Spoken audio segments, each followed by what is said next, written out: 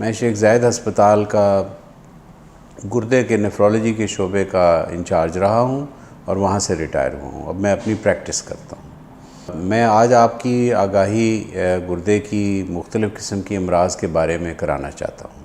گردوں کا ہمارے جسم میں اہم کردار کیا ہوتا ہے؟ انسان کے جسم میں 2 گردے ہیں جو پیٹ کی پچھلی طرف موجود ہوتے ہیں، اور کئی لوگوں کا پیدائشی طور پہ ایک گردہ ہوتا ہے، لیکن اکثر مریضوں کے لوگوں کے 2 گردے ہوتے ہیں. اور گردوں کا گردہ مختلف کام کرتا ہے. گردے کے ذمہ ایک کام تو ہے جسم سے پانی کو فلٹر کرنا، دوسرا فاسد مادوں کو خارج کرنا، جو ہمارے پروٹین کھانے سے یا اور غذا کھانے سے جو فاسد مادے بنتے ہیں، یوریا، کریٹنن اور فینولک کمپاؤنڈز وغیرہ، ان کو خارج کرنا. اس کے علاوہ گردے جو ہیں جسم میں نمکیات کا بیلنس مینٹین کرتے ہیں. یعنی اگر کوئی جسم میں پوٹاشیم زیادہ ہو جائے یا سوڈیم زیادہ ہو جائے تو ان کو خارج کر دیتے ہیں.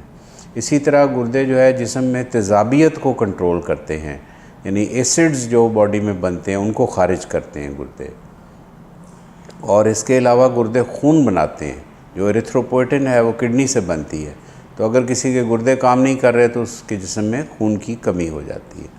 اور اس کے علاوہ گردے جسم میں ہڈیوں کی صحت، جو بونز کی ہیلتھ ہے، بون ہیلتھ کے لیے گردوں کا بڑا اہم رول ہے، کیونکہ یہ کیلشیم اور وائٹامن ڈی کی میٹابولزم کو کنٹرول کرتے ہیں، اور اس میں وائٹامن ڈی کو ایکٹیو فارم میں باڈی کے اندر کڈنیز کنورٹ کرتے ہیں. اور اگر کڈنیز خراب ہو جائیں تو پھر ایکٹیو وائٹامن ڈی اویلیبل نہیں ہوتا، جس سے کیلشیم کی کمی ہوتی ہے، فاسفیٹ خارج نہیں ہوتا، جس سے پیراتھائرائڈ ہارمون بڑھتا ہے جو ہڈیوں کو مزید کھوکھلا کرتا ہے.